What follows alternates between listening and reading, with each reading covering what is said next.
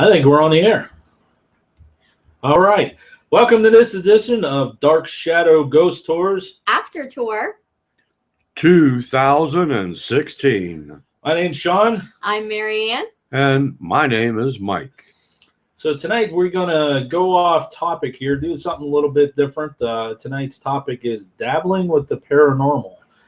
Before on After Tour shows, we always kind of recap some of the places we've been and some of the evidence we found. But we're going to start filling in here with just different paranormal topics and some of our opinions. And we hope we get a lot of people there in the chat room to join in. And I believe later we're going to give away a T-shirt, aren't we? Yeah. So if you ask a question below in the chat room, and we answer there at the end, you could be registered to win a T-shirt there. Yep. Dark Shadow Ghost Tours After. All right, so let's get started. Tonight we're going to try to stick around an hour. We'll take a break halfway and try to wrap it up around 8 o'clock. But let's talk a little bit about last year. We had some fun last year. We did. What's some of the things that we did last year, man? We went to J.C. Thompson House. We went to Gettysburg, all over Gettysburg. What else did we do? We went to the Stagecoach Inn. Where else did we go? We went just as a team last year. We didn't really did a lot of anybody teamwork else last year, and then towards the end of the year, we kind of got tied up in our real life, where we had to deal with some stuff and got that taken care of, so that's all running smooth. So I'm just going to throw a shout out. Thank you, Newton Falls, for voting for the levy. Yes, thank you very much. Yes. So that was the last part there. What about you there? Did you have fun last year? Oh, always have fun. I mean, besides all the places we went and visited together, don't forget, we hosted last year the very first Mahoning Valley Paranormal Conference. We're getting excited to start up the second one for this year. We had the opportunity to go. We went to Hillview Manor. Hillcon. Yes. Hillcon. Yeah, that was fun. And we got just a lot of these conferences. They're just great for everybody interacting. And networking and. Then we got a chance to do some ghost hunting, and then we did some acting too. Yes, we did some acting, and we had a chance to, do some private investigations. Yes. So, all in all, it was a fairly busy year. Busy year, yes. And things are starting to shape up for 2016. Be just as busy. Mm-hmm. We already got our first murder mystery coming up. Yes. Actually, I post on our Facebook that we're going to have an announcement tonight. Tickets will go on sale tomorrow for March 19th. It is The Wake of Patty O'Malley. Yes, it is. We did this before in Newton Falls, about 2 years ago? 3 years ago. 3 years ago. We're doing it again. This time it's going to be at St. Luke's in Boardman. Yes, it is. On March 19th. So tickets go on sale tomorrow. The last February, when we put a murder mystery dinner up, tickets sold in 2 weeks. We were sold out. So get your tickets early. If you want to go, get your tickets early. But tomorrow, watch our Facebook page. Those tickets are going to be going on sale. We got everything all negotiated, wrapped up. It's going to be a fundraiser for ASC out there. We're going to have a good time that night. Next month, the end of next month, the team's going out on a investigation. Yes, we're gonna go. We mentioned this before on the radio show that we're on. Farnham Manor. Yeah, we're gonna go out the end of next month, take the team out, kind of scope it out, do a little bit of investigation, and see if we can put together a tour. Yes. To take out there. And maybe some of you will come with us. Absolutely. Some of the other things Mike touched on, we're working on the second annual Mahoning Valley Paranormal Connection. We got some other things lined up. Teams going to Indiana. When are we going to Indiana? June 18th. June 18th. So we might do a live broadcast from that one. Randolph County Infirmary. Yeah. Randolph County Infirmary. That's the name of it. So we got some things planned. Got some ghost tours coming up. Got some dinners coming up, and it's going to be a good year, fun year. Yes, Absolutely. always. It's always fun with us. Absolutely. That's right. All right, so let's get on to tonight's topic: dabbling with the paranormal. Oh, I thought it was going to be food. Food, Well, there's Food's always good. food. We already had food, food, and though. coffee. Yes. Gotta have coffee. Okay. Didn't want to interrupt you, but every time I think about food, I get a squirrel moment. Squirrel. Woohoo!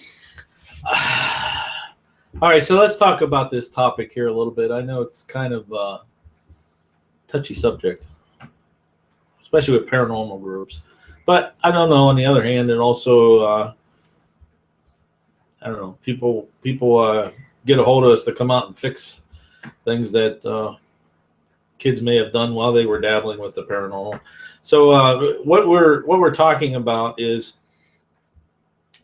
like I said, kids, people not knowing what they're doing, and they go out and they try to do ghost hunting or try to communicate with something that's in their house and they shouldn't, or use Ouija boards or anything like that. If you don't know what you're doing, you could make things much worse. Absolutely. So that's what we're going to talk about tonight. Yeah, too many people go over and they're not sure what exactly they're doing.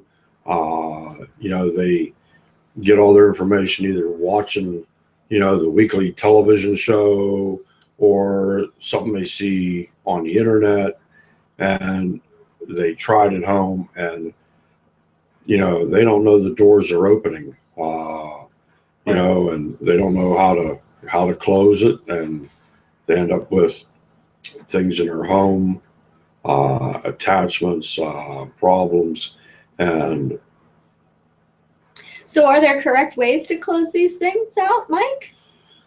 absolutely. I mean, Are you going to be able to share some of those with us tonight?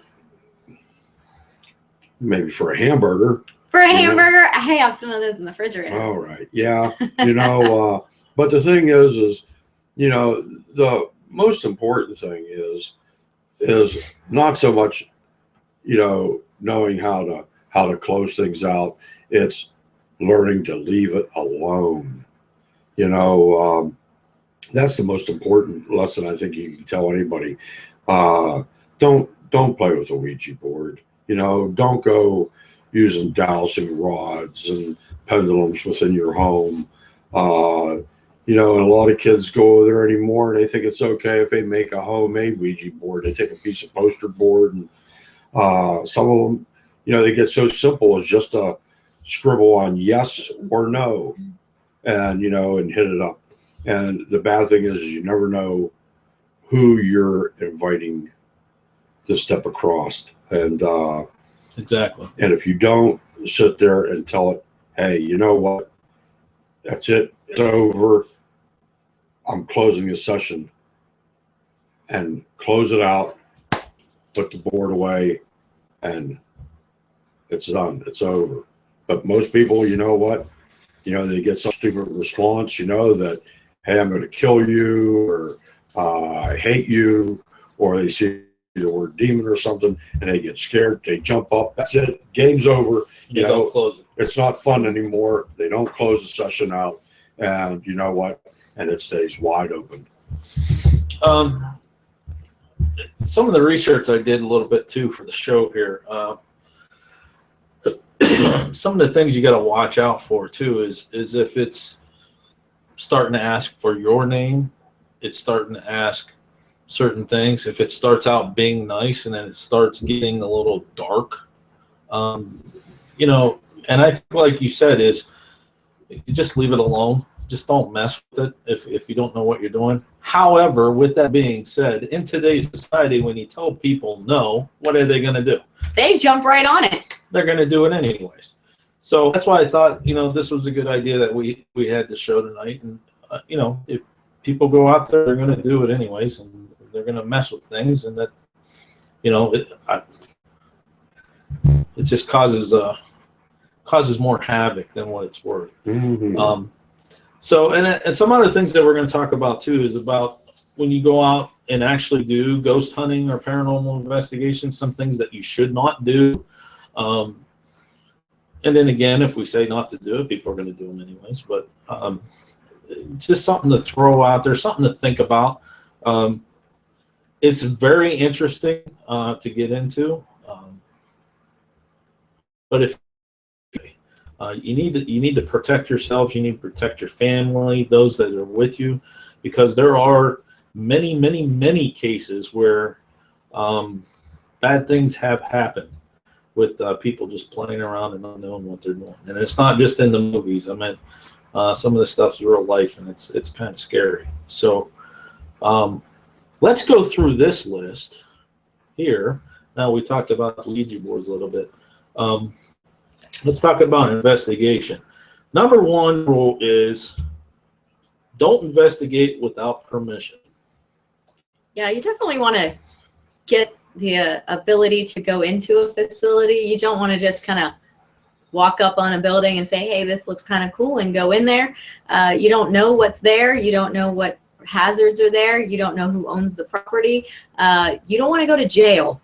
And you don't want to fall through some staircase that isn't, safe. Think about this. Whatever. You're being arraigned in front of a judge, trespassing, and he says, what were you doing there? And you said, well, I was going ghost hunting. Not going to help your case. Not at all. That's common sense right there, is follow any signs. Get permission. I mean, reach out. Ask. Yeah. A lot find of out who owns the building. You. How can we find out who owns a piece of property? It's very simple. Today, you go online. Exactly. You go to the county auditors. That's right. And find out who owns that property. Once you find out who owns it, contact them. Say, hey, you got an abandoned building. Would you mind? If we go in and investigate? And sometimes they do, and just say, okay, thank you anyway, and don't go. And and if they tell you, yeah, sure, I don't mind, see if you can go during the daylight hours and take a quick walk through. Yeah, so you learn the area, you learn that fourth step up from the bottom isn't there anymore. Right. It's better to find out things during the daylight. And we generally do that even when we're preparing for a tour. We talked about earlier today already that we're going to the Farnham Manor for a run through, and we're going to go to see the infirmary. We always go to the places that we investigate beforehand, and we always go at least and do a run through and an investigation with places we're planning on taking people. So you definitely want to get a layout of the land. I always like to draw myself maps so that I have a layout that we can take with us just in case, and we can give to our clients who we take on tours with us, just so that they know where they're going. Right. Okay, so that's common sense. I mean, yeah, and for signs, safety, just for natural safety. Absolutely. If you don't own the property, ask. We have a question from the side here. It's freezing. The video's freezing and starting? We apologize for that. We might have some technical issues. Just hang in there. It should unfreeze every now and again for you. Should unfreeze and come back. Hopefully the audio stays going. All right, so what do we have there? All right, so don't go alone. But on all shows, they're always leaving somebody behind. I know, right? They're always sticking one of them guys by themselves. Why do you not want to go alone? So whenever you get hurt, you're not laying there for days. Yeah, kind of like and you become a spirit little yourself. Necklace going and I can't get up. You have life, all with you, and people where you are going, and when you're going, and will be expected to be seen again. Yeah, because you definitely don't want to get hurt and get left behind. Yeah. Easy to get hurt. I mean, absolutely. We've been in some places there. But people's homes, your home. Their head in the cupboard. There's nothing wrong with your home. Your house is a safe place. Look how many times you've fallen down your own step. You tripped up them. Yeah, Shut their head in the cupboard door. I did that today. I tried to go in the closet and I went and got something out. I slammed my head in the door. I like went to close it.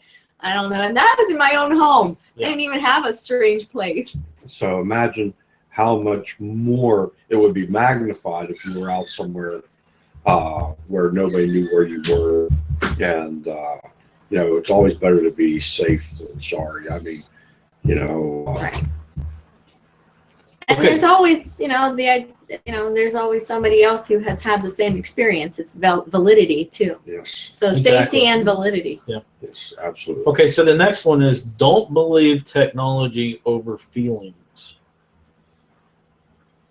Nothing more than feeling. Okay, so what does that mean?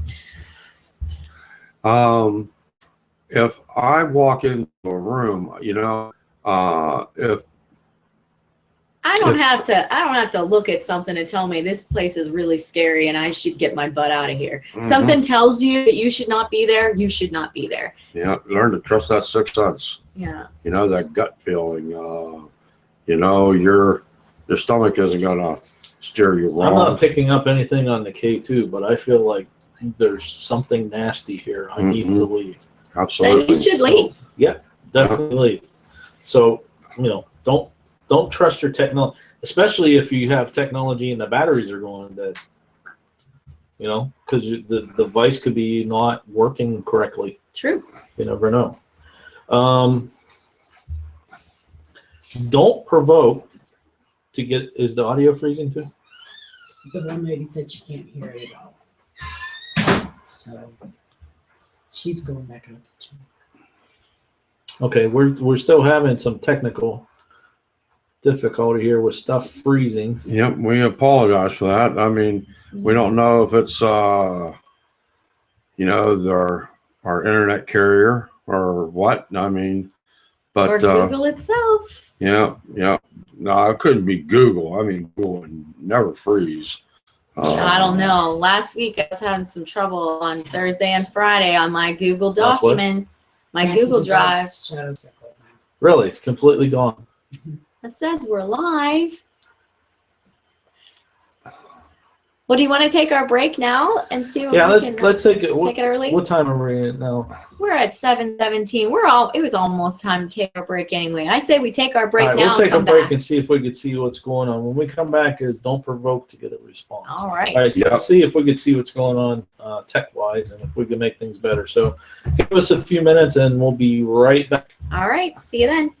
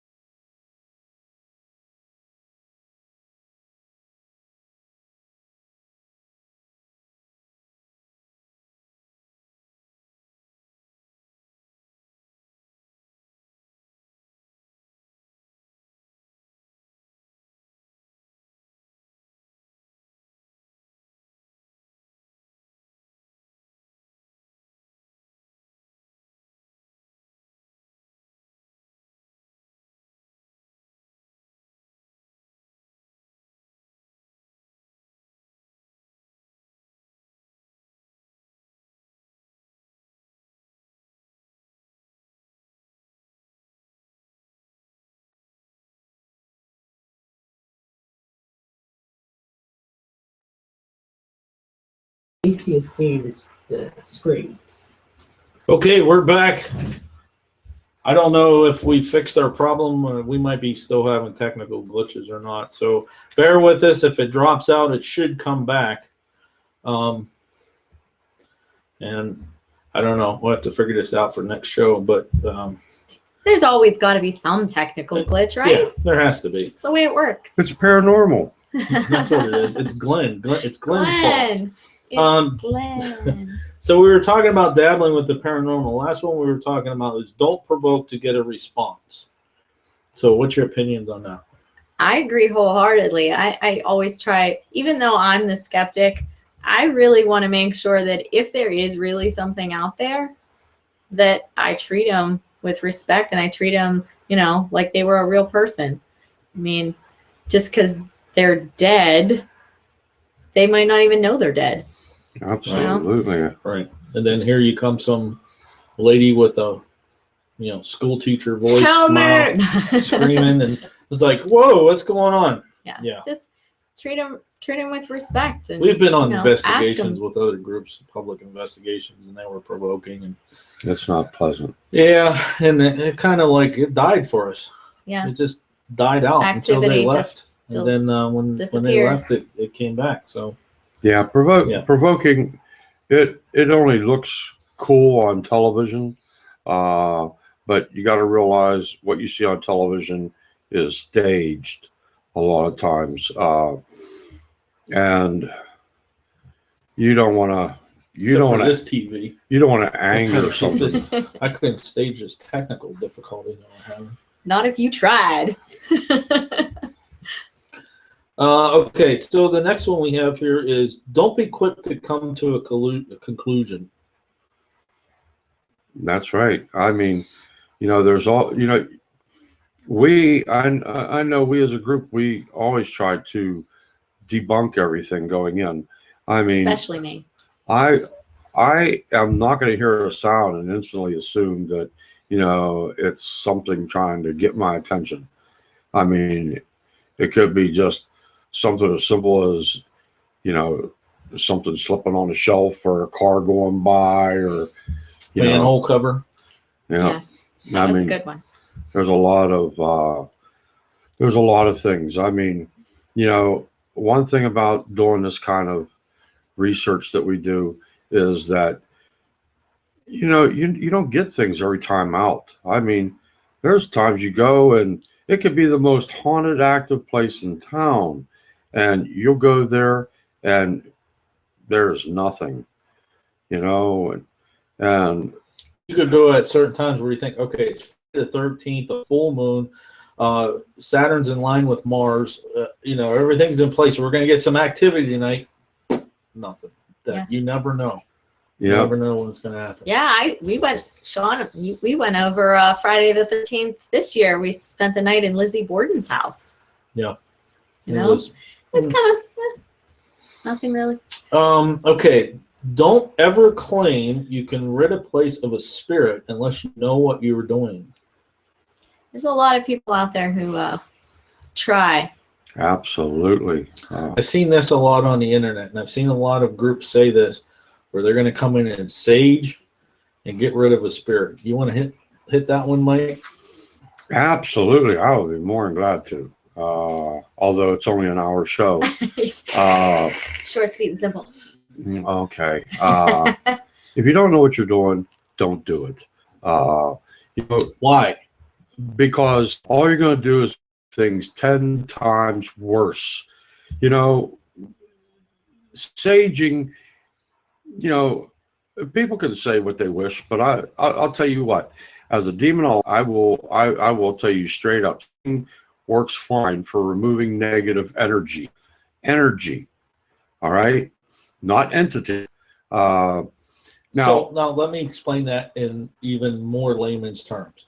Energy means you walk in a room and it just feels like, ugh. It's like now you walk in your house, you just like, I can't wait to spring. I want to open the windows and just like have the air come through the house. It just feels like that's your energy that you're talking about, right? Saging helps get rid of negative, not necessarily spirit, Saging will remove negative energy. You know, you feel like you're having less luck in the world.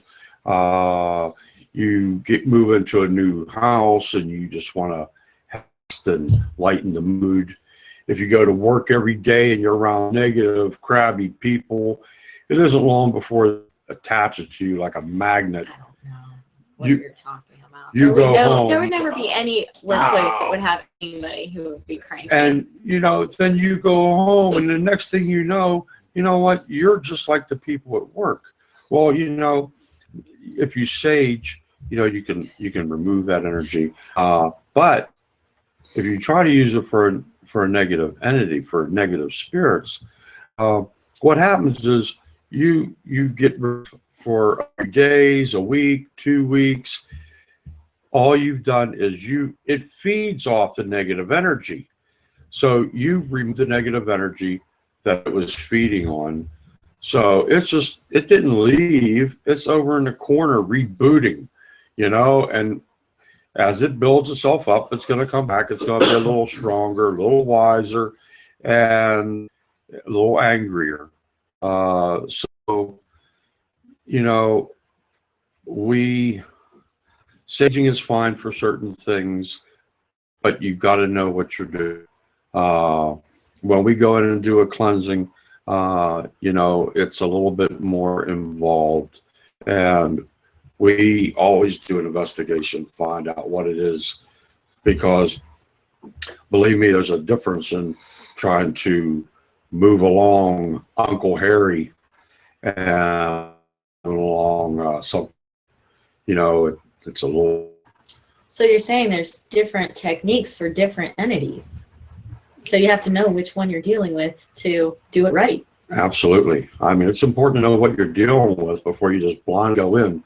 If you go in and try to remove a demonic entity, you know, just as though he's just a regular like Uncle Harry, well, you might offer him down a little bit, but you know what? There's a lot of truth to that. When that demon comes back, he's going to come back stronger, and he's going to have friends with him, and you're really going to have a harder time. So if you don't know what you're doing, please just don't read it on the internet. And Yeah, I read this article. Let's go try this. No. It's not good. Which leads to the next one, though, number 7. Don't be afraid. Smell fear. Quickly, so do demons. They Fear. sense the fear. Fear is a sign of weakness. You know, as a Christian, I know that I have 100% faith in my faith that, you know, if I went in and I was afraid, well, then it would feed off of my weakness, and it would perceive my fear as weakness, and it would just make matters even worse. So, you know. Do you say that fear gives them fuel? Absolutely.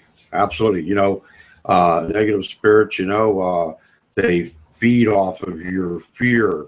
You have husbands and wives, you know, that, you know, they get into that bickering and fighting where they never did before, you know, but, you know, that constant state of turmoil within the family unit, you know, it's going to try to destroy that family unit just simply because that's a lot of pure energy right there, and they just feast. You know, they could care less about your feelings, you know, and they just, you know, they want you. Okay, next one. Don't drink, smoke, or start a fire. That's something that we really stress when we're dealing with our clients, our guests, when they come on tours with us. Oh, I thought you tours. Well, that too. I'm a school teacher by day, so we try to keep them away from those things too. But you know, everybody always wants to drink. When you get together, everybody's always, oh, is there going to be drink? Can we get drink? No. you don't want to do that. You don't want to make yourself weaker. We just talked about being afraid, but you take that alcohol and things like that into your body, that you're going to be weaker. Your brain isn't going to be functioning the same way. And your brain may tell you it's seeing things that it's not. Yes, and you'll see things and hear things, and I mean, I'm sure there are some of you out there listening who have a little too much to drink. Murder mystery dinners, yes, we have alcohol, but ghost hunts, right? Because you want to be on top of your no, game. we don't. You definitely want to be on top of your game. The first one that we did, we had guests with us, and they're like, "What? No cocktails? No. Yeah. Yeah, drugs and alcohol don't mix. No, not especially not with ghost hunting. Actually, anything, but really you shouldn't. But as far as smoking goes, people are always seeing mists, and so you don't want. I mean, smoke can kind of look like a mist, right, guys? Absolutely. You'd be surprised how many times, and I'll be the first one to admit I'm one of those rotten, no good smokers. And, but you go outside or something. But you go outside and you go into a safe place where they designate for smoking. Right. But if you go away from where you're investigating. But if you're investigating and you're taking pictures out there, and you got the camera in one hand, you got a cigarette in the other hand, and the smoke is going across the lens, you know what? There you go. I mean, your big bad ghost picture is nothing more than your cigarette smoke. Which I think, didn't we have something like that too when we were doing like ghost hunting in the winter? Yeah. Andrea, didn't we have something about your breath? You gotta watch your breath too when it's cold. We even had that at Gettysburg when we were at the lower and below the bridge, the Sachs Bridge. Whenever I was filming everybody around, but I knew I had a cigarette in my hand, so I didn't. Yeah. I never sat there and said it was anything, and it could very well have actually been something, but I knew that I had a cigarette in my hand. And you had to throw it out. So, when in doubt, throw it out. I think the last part's a given. Don't start a fire. Yeah. Most people don't like fires in their living room. No. Especially a abandoned building. Not a good idea. True. But all of these things also will produce smells. Yes. And sometimes, there's people who say, oh, there's a smell of cherry tobacco or whatever. Cherry tobacco. And then people are smoking, and who knows if they're, utilizing that as well. Which is kind of interesting. If your group has a strict no smoking, and then you're doing an investigation, and you do smell that, could be something. We've had that happen at Zor Village. When we were in Zor Village, a lot of people were smelling that tobacco and stuff, and here it turned out there was a fire that people were picking up on. But next one, don't take pictures of the sun or the moon directly. Then again, it contaminates your evidence. Lens flare. Lens flare, absolutely. I think the same with mirrors. You got to watch when lights, light bulbs, glass.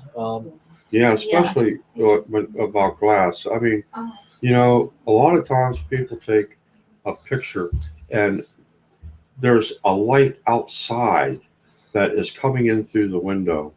And you talk about lens flare, and it's even more prevalent when you get into the old depression type glass windows, because they got the bubble glass. Right. And so you end up with this really cool looking picture with a blue streak that goes from the ceiling to the floor, and you're like, oh my God. What was that? This is amazing. Get Ripley's on the phone. But in reality, it's just lens flare. It's just the lens is picking up and refracting. And I always try to, if I'm taking pictures, I always try to take at least 3 so that I can see, is there something that's moving from one to the one, photo to the next. But if I see something, because they flash, the digital cameras, they take pictures and you can see them immediately. Did you know that? But I always look at it when it comes up. I look, before I take the next one. And if I see something, You mean I digital? tried I thought those were to- disposable. oh, just I try to even step back a little bit and see a wider scape if I see something that I think is there that might be a light, so I can try to pick up where it is. I did that at a concert last week. You know, Yeah. I took a picture and there was a streak, and I'm like, but that's from one of the lights. It has to be one of the lights. And I took a wider angle, and you could see right exactly where it came in from the light. So things like that. You're definitely going to happen with the moon, with the sun. Yeah. Definitely going to do that. They have their own reflections that they send off. And then you have, of course, all the things we talk about, lights and mirrors and glass and Yeah. passing by cars. Okay, the next one. Don't dare or threaten ghosts to appear. We ask them to appear, but we don't threaten them. No, we don't tell them, you better show up or I'm gonna. No. I can think of a couple reasons why. One, like we touched on before, these entities might not know that they have passed. Who's this person threatening me if I don't show myself? You know what's going on here? That's a bad thing. But if it's something that's darker and you threaten them, you be opening yourself up for They could be a lot of really, things, be really excited to come. Oh, especially an attachment, which is not a good thing. I agree. Never threaten or provoke. Okay, the last one that we have here is don't ignore feelings. Kind of goes along with the ones we talked about before with the We were saying. don't just rely on your electronic Technology. devices, your Mhm. technology. If you feel something, If you feel Take a look something at it, bad, deal with you don't want to be there, get out. Yeah, never. Too many times people feel that, that it'd be macho. They've got to prove to their friends and everybody around them, that they're not scared and that. So they let themselves be bullied into being into uncomfortable situations. yeah, stop making me go and try to be in a basement by myself, you bullies. But if you don't Yeah. if you don't feel comfortable being somewhere, Yeah, there's leave. something about trying to face your fears, but there's also stupidity. Yes, absolutely. Yeah. You feel, you feel uncomfortable. You feel, and everybody has different levels. You feel the hair stand up on your arms or on the back of your neck, or you start feeling tightness in your chest, or you feel like something's touching your hair or something like that, and you're just totally freaked. You know what? That's fine. If the people you're with are real friends or whatever like that, they will more than understand you leaving and going and stepping outside. Which I've done before. I've told these guys, hey, I got to go outside. I got to go, I'll be back. I got to take a break. It's break time, whatever. Absolutely. Always trust. I've been in a situation, pushed it, and I'm like, oh, I'm okay. I can deal with it. I made it outside before dinner came up. It was not pleasant. So if you're in somewhere and you just don't feel right, Yeah, leave. I had a similar situation, Yeah. in Florida, and it wasn't even a ghost tour. It was just I was just in just a walked into the building, building and it just hit it. I got real hot. I thought I was gonna pass out. The room started all like going a little bit slower, and I'm like, I gotta get out of here. And I left him. I left you, and I just went That was a outside. and Spanish military. it hospital. was, yeah, in St. Augustine, Florida, Spanish military Just hit hospital. her just out of the blue. And that was really before we even got into paranormal stuff. It was. We were kind of starting then, Mhm. and then it was just boom. Just Yeah. Yeah. there. So, do we have any questions? Yes, we do. Ooh, Okay. Yes. We have Ariel. She asked, why can't we use stuff like the SB7 things in our own homes? we didn't talk about investigating in your own home. Now, I'll tell you our rule, the Donnellys Rule. We don't even turn the equipment on in the house. Except to listen to our recorders. We don't record Record it, anything. recorders, We listen playback. to recorders. we don't record anything, turn on SB7, anything like that, because this is my home. If I want to relax, lay down, watch TV, whatever, I don't want somebody messing with me. I know Glenn does every once in a while, but he's okay. He's like our pet. But I don't mess with stuff in the house. It's just We've been in a lot of places and a lot of things, and I just, I I don't welcome them in my home. So people sit there and have a tendency that investigate their own homes. They get addicted to it, and next thing you know, they are doing EV sessions and that within their homes non-stop. You talk about inviting things in that you have no control over. That all goes back to opening doors. That's all part of Ouija board, all that SB7s, stuff. EVP, anything like that can become very addictive. Very addictive. And you're speaking with the spirits, whether it's on a Ouija board and something. You know what? Don't do it in your own home. And it falls on the lines of self-discipline too. You got to have a break from it. In our case, we have a place to go and investigate, which is, the way we do things. Yeah. Because we just don't do it in house. You guys don't do it in your house, do you? Never. Yeah, because then you're also, I think also they're going to look at it, and every little sound that gets made, you're going to be like, what was that? Oh, yeah. And houses settle. I'm sorry, you build a house, you disturb, you're gonna eventually settle. I guess the in. question was, why don't you do it in the house? We don't do it in the house because I don't want to invite anything into my home. Right. Yes. That's why. Is that the same reason why you do it? Absolutely. Because if you're going, I don't care whether it's a Ouija board, an EVP session, SB7, SB11, whatever seance, or when you're doing that, you're opening up an invitation or a doorway to communicate with spirits, and you don't know what's going to come over. It could be a decent entity, it could be an evil entity, it could be demonic. There's a difference between evil and demonic. Not all people are good in life. We had that discussion before. Some of the cemeteries that we investigated, bankers, industrial, weren't nice people, but they're demons. If Uncle Frank was a nasty, no good SOB in life, guess what he's like in the afterlife? Right. Now, do you want to be at 3 o'clock in the morning, sound asleep, REM sleep, feeling good, and then wake up, it's time to play? Not me. I would be totally ticked off. So that's why you don't do it in your house. Any other ones? Oh yeah, we got quite a few more here. Oh, okay. Yay! All right. Well, because you went there, one of Shirley's questions was, can a negative energy actually do bodily harm to you? Negative entity can do harm to you. You can slap, you can be pushed, you can be scratched, Stuff thrown at. Oh, those things. I mean, and Lord knows if you're on the stairs and you get pushed, you're going down the steps. I mean, so yes, I believe 1,000% that yes, spirits can inflict injuries on the living. Okay.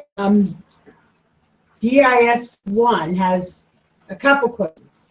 Can you explain the temperature change that occurs in a room?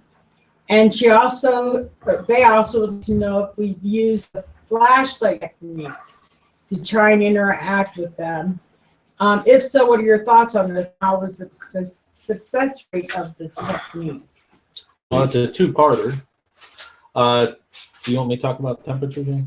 Oh, I don't care. Yeah, you can. The theory behind the temperature change is that entities use energy in order to manifest, communicate, whatever. And when using that energy, whether it's from a battery, from the air, from electric, whatever, they put off it's like a cold spot.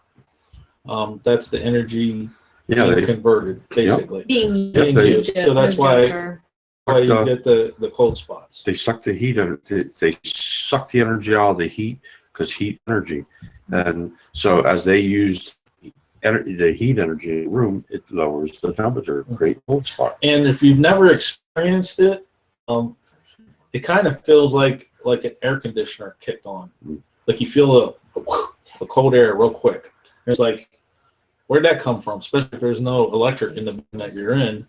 It's either like that, or we've had where team members, one hand is like 68 degrees, the other hand's normal body temperature. You know, it's like one side of them is just cold, and we're picking that up on the thermometer. It's like, I've had that happen like 3 or 4 times. It's really strange. So that's the temperature thing.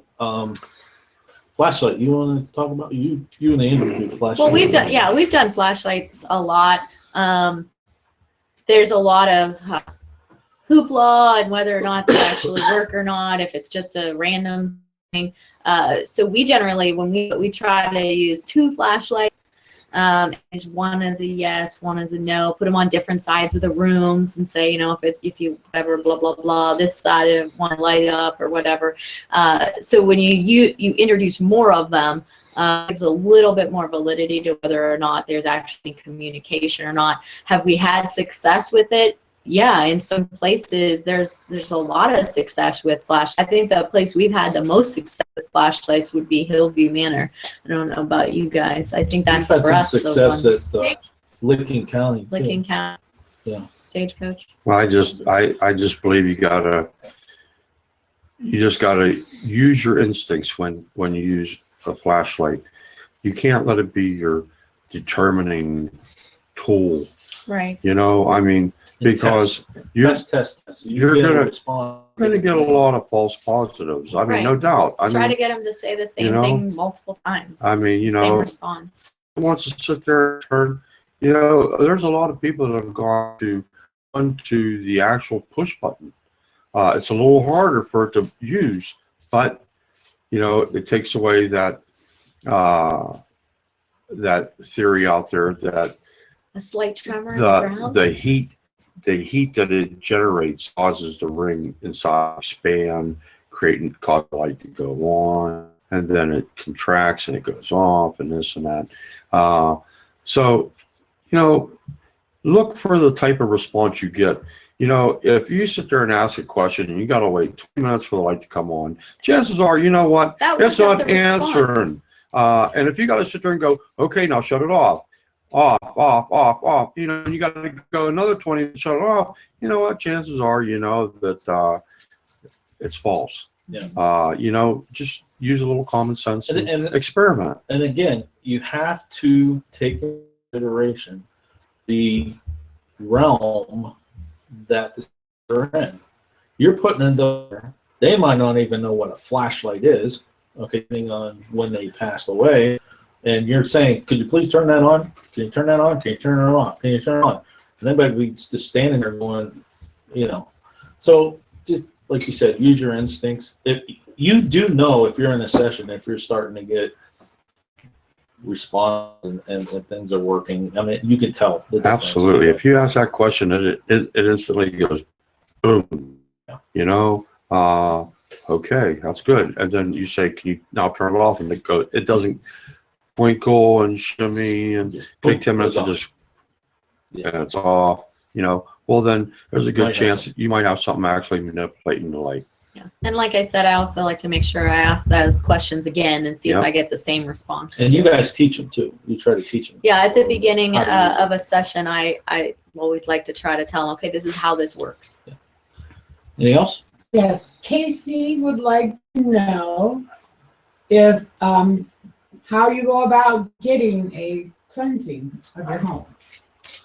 Mike, cleansing of your home. How do you go about getting one of those? You just sit there and contact us on our Facebook page and on the website, and you know, just send us a message and we'll get back with you and discuss it with you. And everything we do to help you out. I know we say it on our page and everything, but say it again, it's all free. Never charge the first penny for anything. You know, and we are always more than glad and willing to help you out. And if we're not in the area, we can always try to reach out to some friends have in other places that are people that we know that are reputable. So, any others? Yes.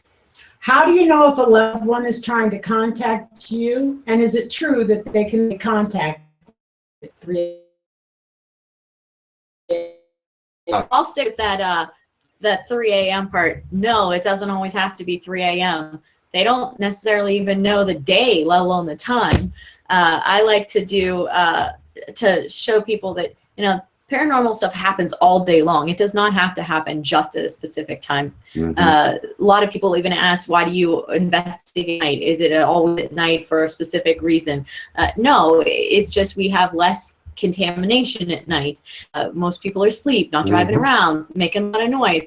So you have a little more success with being able to debunk things or not at night. But 3 a.m. is not the only time individuals can communicate. That's a made-for-television time, I believe, for Paranormal State. Are we supposed to mention that?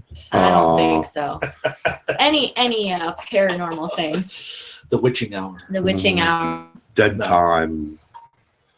I think it also, along with the time with All about certain loved religions and dealing with the time that Jesus died was 3 o'clock type of thing. I think that tied in It's there. a good story. Yeah, but not really there. I think a lot of times when it comes to dealing with our loved ones, they'll the people always talk about their loved ones communicating their dreams with them. Yeah. People.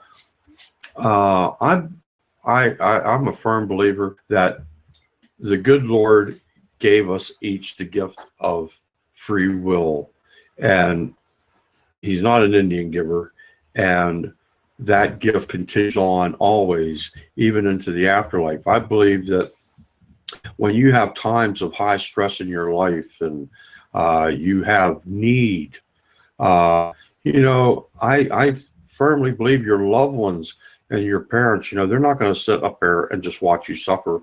They might not be able to do much, but I believe they're going to try to come down and comfort you. A lot of times, though, you touched on that real quick. A lot of times it will be in dreams. You'll have dreams, and it will be. Oh, I know. There's been times when I've gone through my kitchen, and it might be times when I'm really kind of stressed out, or You mean dreams like somebody trying to kill you in the basement? Yes, Those kind of like dreams? those. but I'll Relatives. swear, I'll smell.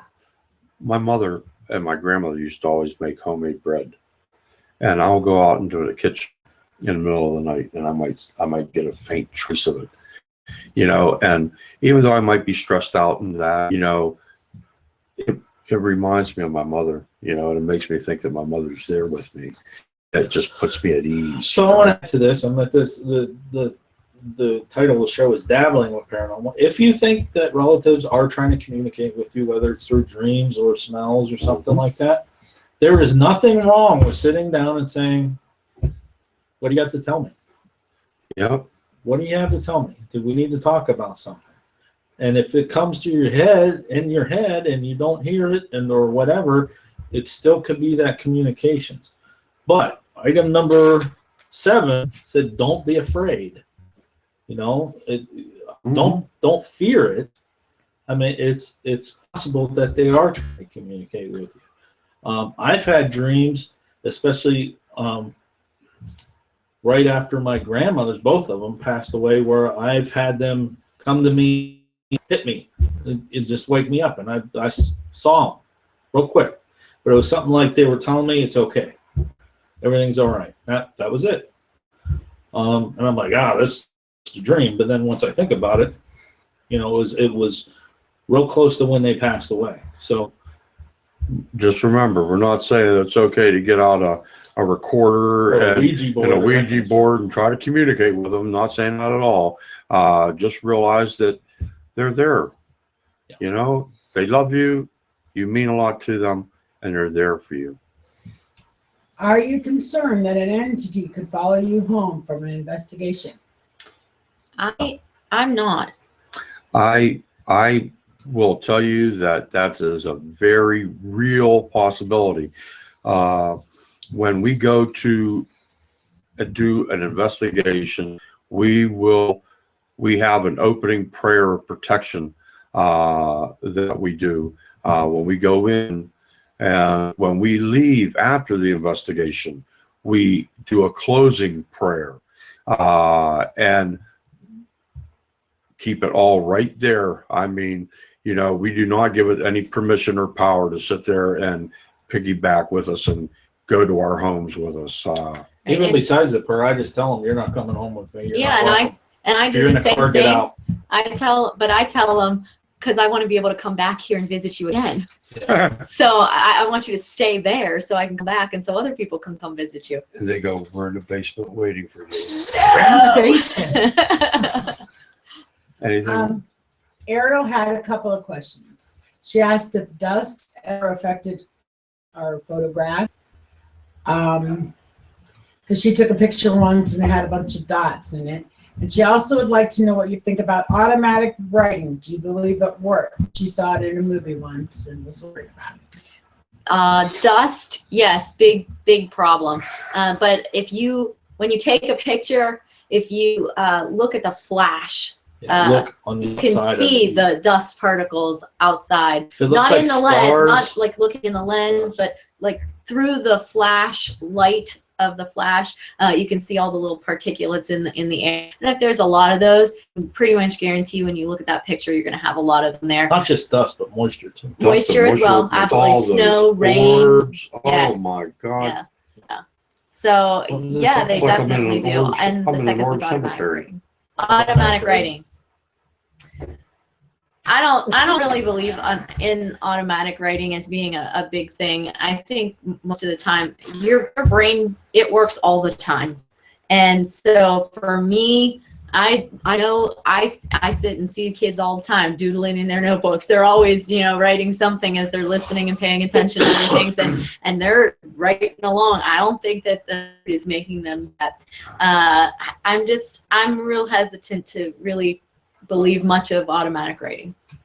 I don't know enough to sit there and judge me either way. Usually by a person that is has a little bit more stronger psychic abilities than I, and whenever they meditate or whatever like that, you put themselves in that state, and they're just drawing and writing and stuff. I mean, personally, I've never seen it done.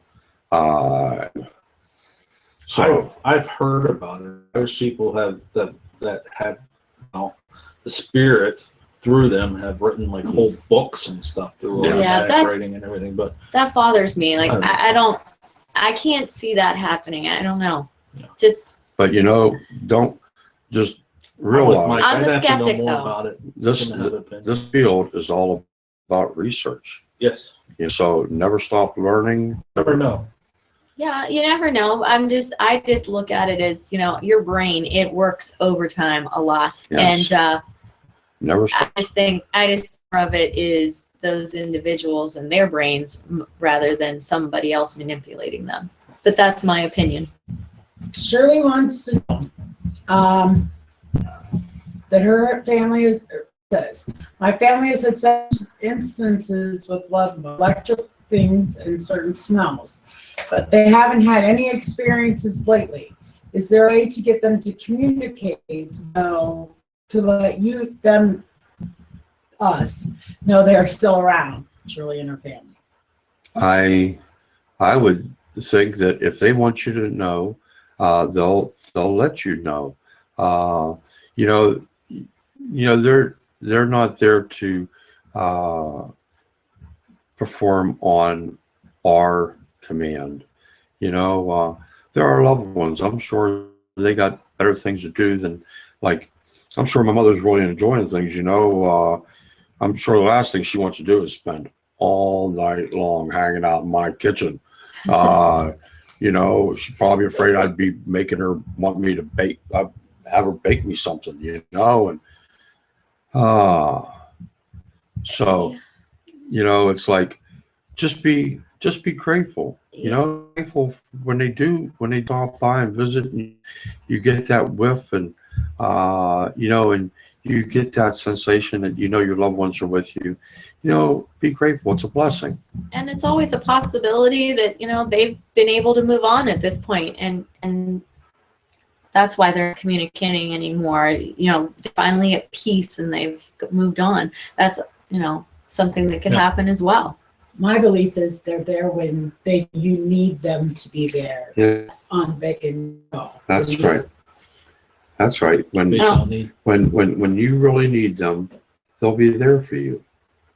You know, just like in real life. I mean, you know, many of us moved away, but you know what? Whenever we were at our darkest times, you know, our parents were always there for us. You know, and I believe it just continues on. Anything else? Is that all the questions, Lee? Yes, and Shirley said thanks for the answers. All You're right, welcome. so So did let's Ariel. take all the names. Do we have all the names in the hat? We We do. have them not in a hat, but we have them in Yeah, a I'm in the Glen Glen. bucket. Ghost bucket. All right, so we want to thank everybody for our questions tonight. That was awesome. Yes. Absolutely. Yes, great questions. Go ahead, Mike. Throw it. This is the winner of the T-shirt.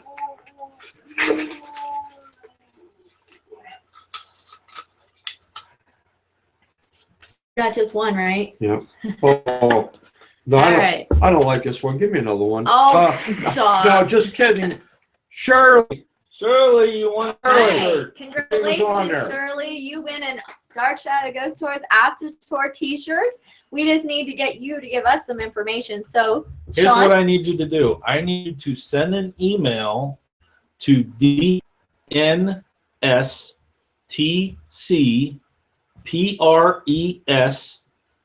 dnstcpres@gmail.com. And Lee's going to type that into the chat room for me so that you have it. Yeah. I need to know your name, address, and pretty shirt much it. size. shirt size. That's Yes. important. And we're going to send you out the Dark Shadow Ghost Tours After Tour T-shirt. Yes, way to go. Thank Good you. job. Yeah, congratulations. All right, so that's going to wrap up tonight's show. We're going to be back in 2 weeks 2 weeks. for Valentine's Day. We're going to be talking about some lovely ghosts. Some romantic stuff. some With the- bloody Romance. Will romance be in Oh. the air? I don't know. like a Maybe. frog. All right, so thank you for tuning in to this episode of Dark Shadow Ghost Tours. After Tour. 2016. We'll see you next time. Happy hunting. Bye-bye.